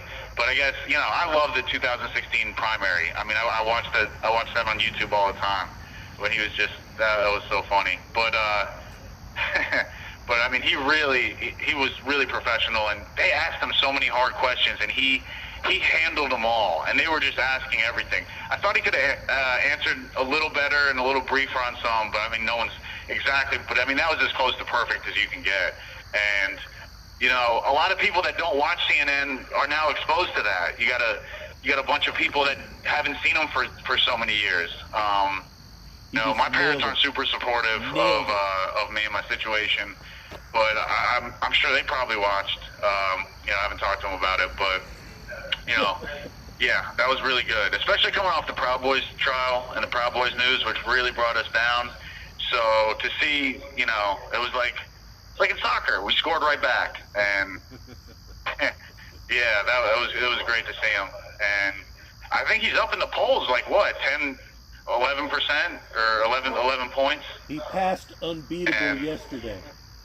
Someone said he passed unbeatable yesterday, whatever number that is, but he certainly did. I just want to say that moderator was in the press corps, and he had shot her down for being very, very rude, and basically said, "I'm not talking to you. You lie. CNN lies." So that was surprising to me, that they thought that she would somehow have the ability to. Comes off looking totally partisan, and oh my God, yeah. This call is from a federal prison. Yeah, no. Yeah, I don't know. I've just been thinking about my situation with my legal situation, and it's tough. I mean, I guess the current, you know, things I got to worry about is, do you take a plea or do you go to trial? And you know, do you take a bench trial? Do you take a jury trial? And I guess the venue's not going to change. And Trump himself, you know, Trump was saying you can't get a fair trial in D.C. And I don't know. I think, you know, Barry had his 111B aggravated assault with a deadly weapon dropped. So trial, and oh man, it's tough. I don't know. It's such a big decision, but at the same time, does it even make a huge difference? My dad found out that it's going to be held. My trial is going to be held in the ceremonial courtroom. So I think that, I don't know. It's like the big one, I guess. So I don't know how to feel about that. So is the judge assigned or not? The judge what? Do you have a judge assigned? Yeah.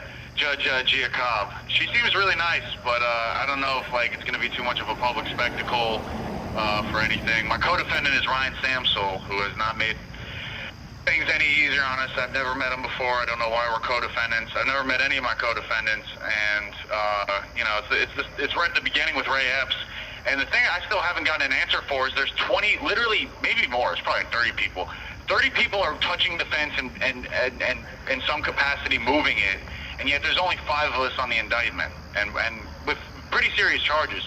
and a bunch of people that touched the fence aren't wearing masks. Where are the other people on the indictment? I don't understand. I mean, it Join the FBI. really weird, and I really, need an answer to that. You're not going to tell me they didn't find any of the 20 people, because, to find me, they tried to, they looked at like 5 different, they interviewed like 5 different other skinny white guys before they found me. So, I think they probably looked for the other. I don't know. It's really weird. I don't know why everyone's not charged. Could not be charged. Well, the murmur in the crowd out here is that they were all either FBI or CIA, so that's why. Yeah, I mean, it makes no sense. I'm a co-defendant with this guy because we touched the fence.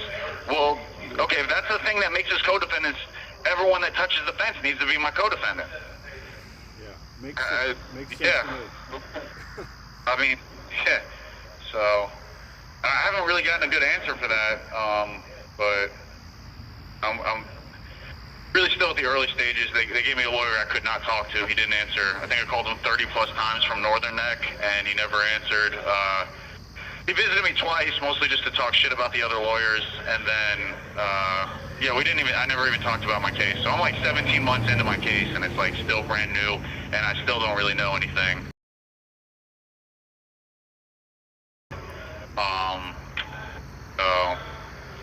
I'll have to try to orchestrate a defense from jail. And it's tough too, because when they moved us from Northern Neck to Lewisburg, you lose all your material. And so, which is crazy, but you gotta start from scratch everywhere you go.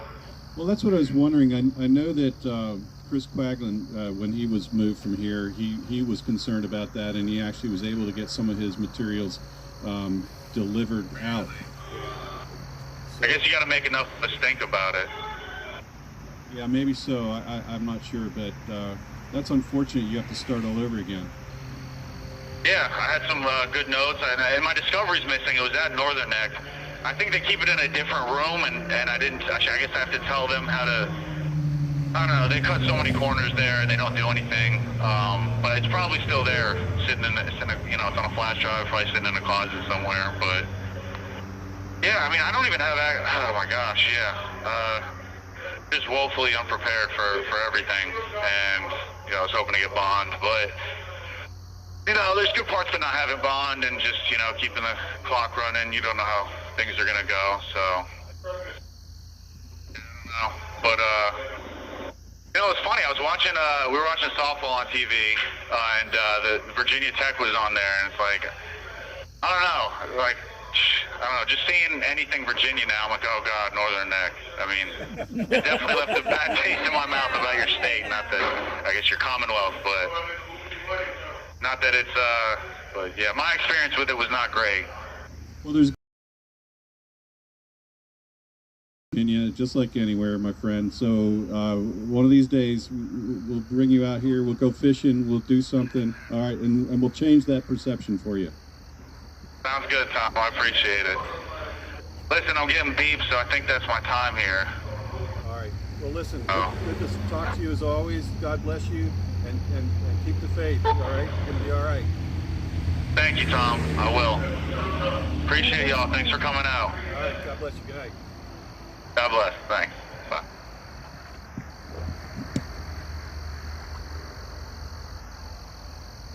That bothers me, that discovery. How can that That's happen? underhanded. That is unacceptable. But you also have to ask the question, wouldn't his attorney also... What's going on with His this attorney should have access to that. Should. Well, However, so, they don't. and my experience with attorneys has been that if I have a copy of something, he's usually got the original. Yes. So I don't know. That's like all these attorneys should have all of the CCTV and all the Right. however many hours it is of footage that McCarthy said that they are going to release. Not all the lawyers have that. And That sounds like we need to contact some the congressmen. 5 Proud Boys that were just on trial, they didn't have their discovery at all. They were sitting in trial looking at their discovery. That's ridiculous. It's This call is from Robert Morse. This call will be recorded and begin speaking now. Robert. Hey, how's it going? Doing good. How are you doing tonight? I'm doing well. It's your friendly neighborhood Lego man checking in. Hey, I don't have much time left on my account, but I wanted to show my support for the Northern Neck Regional Patriots. Let you guys know how grateful we are for you. We're getting word that you guys are still making progress out there, and we're so thankful for all that you have done. You guys are an inspiration to us, and we just can't believe how cause. And I don't think it's a coincidence either that our nation began right in your backyard, and you guys are doing, once again, a very patriotic act that most people wouldn't even consider. So I'm grateful for you guys. Everyone else is very grateful for you guys. I know you guys have heard a lot of amazing things tonight, so I'm going to keep what I have to say very brief. I just want to let you know that I'm grateful for the support, and I'm getting sentenced in 12 days. It is May 12th, so I have 12 days to go. I'm getting sentenced on the 24th. And I could appreciate any and all prayers for that day, you know, for mercy for the judge. And hopefully that I get to see you guys in person relatively soon, sooner than later. I haven't heard Sherry Pitts' voice in a while. I've been making some phone calls to some family members recently. But her, she'll be a lifelong friend of mine, and I appreciate everything that she's done. That would mean a lot to me too. Well, we're going to pass that on to her for sure. I have one question for you. Did you happen to be a goalie in a soccer game today? I did not. I did not play soccer. I normally run my laps, and I watch from a distance the guys have fun and laugh together. I try to do my own thing and run and talk to God while I stride. So I've heard the goal or the soccer game was pretty intense today. It sounded like it was, and it's really cool to see my friends laugh and enjoy their time, even though they're separated from the outside world. But now we've got some pretty good soccer players there. Maybe the J6 guys should open up their own soccer team or something like that when this is over with. Maybe we'll compete in some local level or something like that. I don't know. But no, you guys are great. We love you. We're so thankful for all that you've done, all the sacrifices that you have made on our behalf. They all meant something. None of them were wasted. And it's an honor to know you, and it's an honor to just hear your voice and know that on the other end of this phone, there's patriots in Virginia that care and that will continue to care. And our legacy, I guess if you can call it that, is still there in Northern Neck. You rock! You rock is what I just heard, and thank you so much, Robert. We appreciate the words, and the respect is back at you in spades. Oh, I appreciate it, my friend. Yes, you rock. You guys are awesome out there. Well, hey, I want to pass it off to Stuart Rhodes. He's got some cool things to say tonight, and that might be a wrap. But God bless you guys. Thank you so much. You rock. Stay the course. And you guys are an incredible inspiration. God bless you guys. God bless you too. Good night. Friendly Lego man, signing out. All right. Hey, y'all. How you doing there, Larry? Sorry we're running late, but I had No problem. stuff I had to do. It's Lego Man. Okay. So, I haven't been able to verify, but I think Mr. Hull's wife actually holds a position up there in Montrose.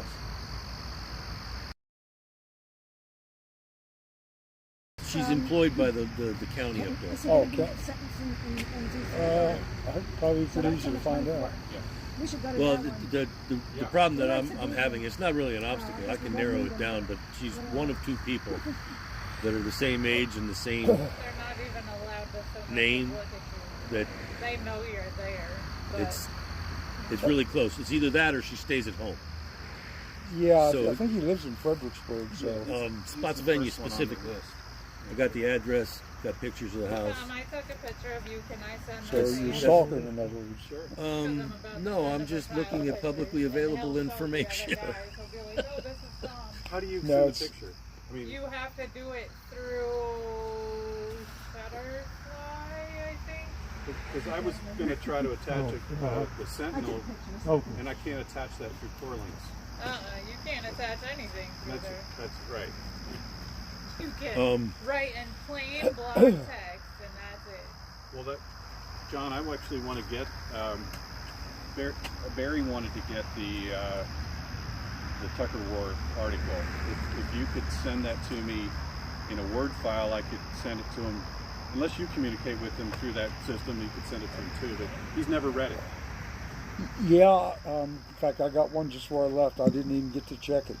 Somebody new emailed me. Federal prison. You will not be charged for this call. Call is from Elmer Rhodes. This call will be recorded and subject to monitoring. Sometimes when they say their real name, I'm like, wait, what? What's his first name? I know Elmer. You may begin speaking now. There. Hello, Stuart. How are you? Good. How are you doing? Doing great. I wanted to tell you, I read a little snippet of an article from Emerald Robinson, if you know who she is, from her Substack, about Stolonitsyn in 1983. He came here to accept an award at the Templeton Prize. And anyway, I thought of you, and I read some of those words tonight, so I thought you'd appreciate that. Oh, you mean Alexander Solzhenitsyn? Yes. Yes. Okay, yeah. You know, it's really interesting. Did we talk about him last time I called in? Yes. We talked about it one of the times for sure, yeah. Over at the... Right. Yeah, I was actually. It's odd. I have his essay in my hands. I was gonna quote it one more time, just to be sure people got the message about living not by lies. But yeah, I mean, this is like my old boss Ron Paul said.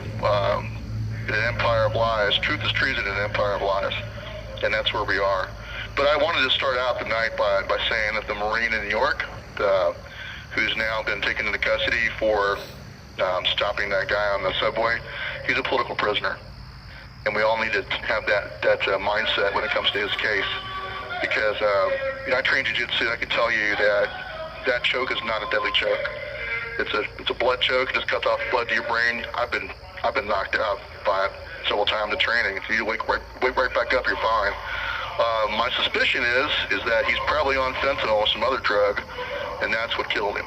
So I just want to let people know that I consider him a political prisoner, and just like we didn't get a fair trial in D.C., he's not going to get a fair trial in the hyper-politicized environment in New York City. The prosecution will make sure that they get rid of anybody in the jury that has any kind of a sane perspective on self-defense. So I don't expect him to get an acquittal, but we'll pray for him though. I also wanted to say, shout out to President Trump. He did fantastic in his CNN town hall. It was great to see him stand up and fight back on every point. He just didn't give ground. He just slugged it out. It was fantastic. The one thing I would say though, that he should have done is she kept on pounding back on him, saying that there was no fraud. He should have said, hold on, that was an illegal election under state law, because they set aside the rules because of COVID. They violated state law, and that made it unconstitutional because it violated Article 2, which says that only the legislature can change the rules for selecting the electors, not judges, not executive branch election officials. And so it was both illegal and unconstitutional. And mic drop, because you can't counter that. So that's what he could have done, and I think he should do from now on, because they're going to keep hammering him on and trying to get him to say there was no fraud. And that brings me back to the empire of lies. This is where we are. The biggest lie of all is that was some kind of a secure, legal, and constitutional election. It just was not.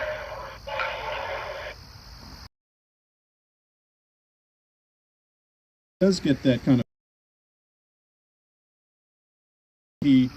He was prepared for a lot of those questions, I thought. Pardon? I said I hope he gets that kind of constructive criticism to maybe improve on that and be ready for it in the future. Well, he did that when he gave a speech after he was indicted in New York. He said it was perfect. He said they didn't follow state law, and that made it unconstitutional under Article 2. He did say that. It was fantastic. So I don't know why he didn't say it again this time. So, yeah, whoever's prepping him and coaching him needs to just play his speech from on the indictment night, the Tuesday that he got indicted. This call is from a federal prison. But it'd be good for him to make sure he bones up on the intricacies of that. Texas sued Pennsylvania because of their setting aside Pennsylvania's own original jurisdiction, refused to hear the case, even though they were the trial court in a situation where two states are in a lawsuit. And Alito and Thomas were the only ones that stood up and said, hey, we don't have discretion to not hear this case. So if President Trump just knows those basic facts, then he'll be rocking and rolling. And that'll help expose the big lie. That was a blatantly unconstitutional election, and it was also unlawful under state law on all the swing states. Michigan, Georgia, Wisconsin, Pennsylvania, all of them violated their laws. And of course, they violated the law to make it easier to detect fraud. So when you don't follow the law that helps you find fraud, how are you supposed to prove the fraud, right? Yeah, absolutely. Yeah. But I would encourage all of you listening to this, just through whatever mechanisms you can, just use those talking points. And Mark Levin's been on this, and I would recommend that President Trump really take Mark Levin on as his advisor on that issue and make sure that he's well prepped for his speeches and debates. Sure. Well, I hope the president is listening. I know that other people are working for him are listening, so hopefully your words will get to them. Amen. And just the last thing, so Solzhenitsyn said that the violence of the state, in order to maintain a respectable face, it summons falsehood as its ally. Since violence can conceal itself with nothing except lies, and the lies can be maintained only by violence. So it demands from us obedience to lies and daily participation in lies. All loyalty lies in this. And he said, and that's the secret to our liberation right there. Personal non-participation in lies. The lies conceal everything. The lies embrace everything. We'll be obstinate in the smallest of matters. Let them embrace everything, but not with any help from me. When people renounce lies, it simply cuts short their existence like an infection that can only exist in a living organism. So let us refuse to say that which we do not think. And he wrote that when he was still in the Soviet Union in 1974. So it takes a lot of courage to do that. It certainly does, and I think those are great words. And it reminds me of what Tucker Carlson said after his departure, basically that when honest people speak the truth calmly, the liars basically shrink. Exactly. Yes, that's right. He's given a new twist on Solzhenitsyn's words. Absolutely correct. Same lesson. Of course, the next step is to speak truth in the face of lies, not just to participate in them. But yeah, so I think that's where Tucker's taking it, right? You speak the truth. Tell you what, that's what they fear. They fear the truth, and the truth will set us free. So, hey, we got to get going. We're going to get ready to lock down. I just want to tell you all, God bless you, and thank you for your support. Everybody here appreciates everything you guys do. So we'll just keep driving on, okay? Thank you, Stuart. Have a good night. God bless you. God bless you. Take care. Bye.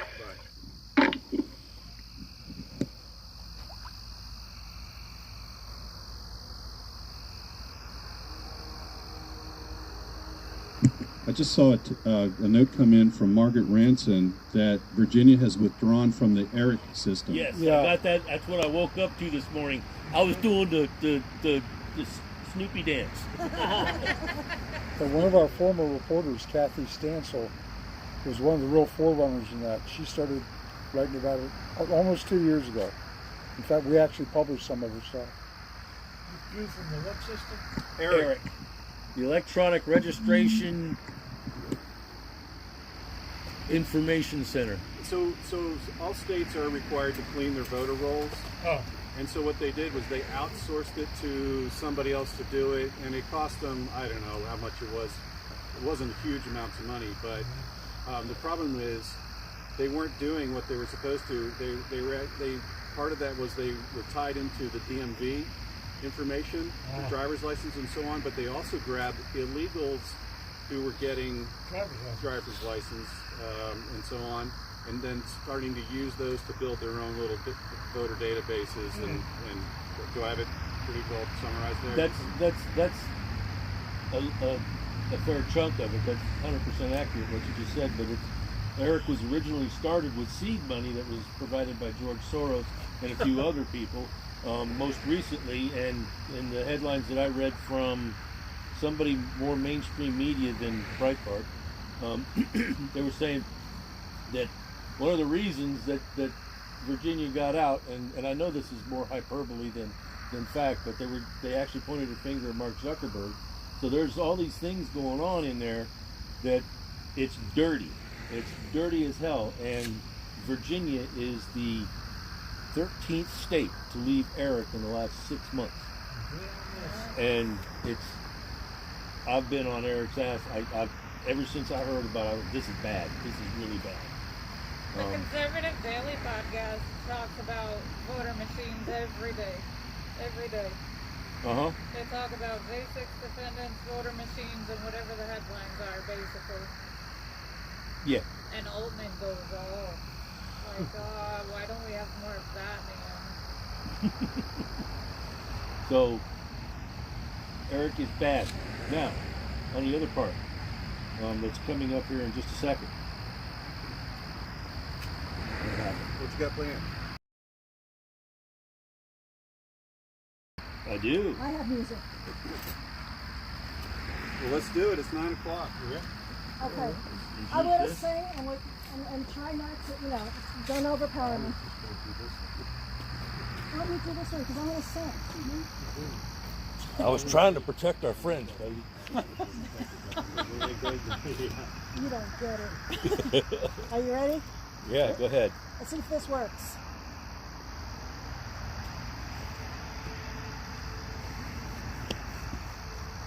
Oh, say, can you see by the dawn's early light what so proudly we hailed at the twilight's last gleaming?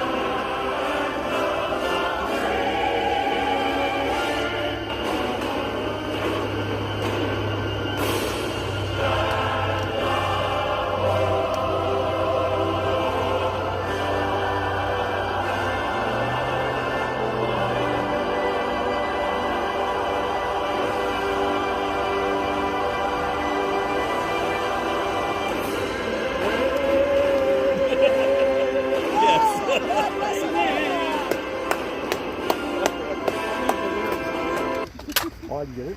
You're a Democrat, Georgia, or something. The whole thing when I did. It's fine. Hey, it's a new twist on it. It's great. It's all right. It serves a purpose. Everybody's a part of it. All right. Let me get my big speaker here. See you all later. I'm going to take off on my legs are still working. John, See thank you, John. For the offer, man. Great job.